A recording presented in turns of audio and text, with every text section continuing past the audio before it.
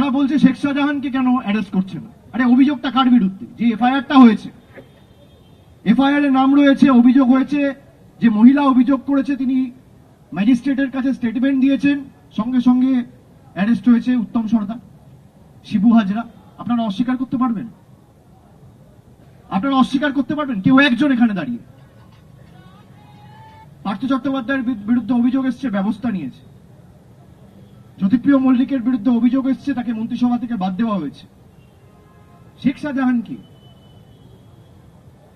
শেখ শাহজাহানকে গ্রেপ্তার করার জন্য রাজ্য প্রশাসনের হাত পা যদি হাইকোর্ট বেঁধে না দিয়ে পুলিশকে এম্পাওয়ার করত, পুলিশ করে দেখাত। 7 দিন হোক, 10 দিন হোক, 12 দিন হোক, 15 দিন হোক, আর সবাই মমতা বন্দ্যোপাধ্যায়ের কাছে বলছে কেন শেখ শাহজাহানকে গ্রেপ্তার করো? তার কারণ যার কাছে আমি আশাবাদী যে বিচার হবে, তার কাছেই সবাই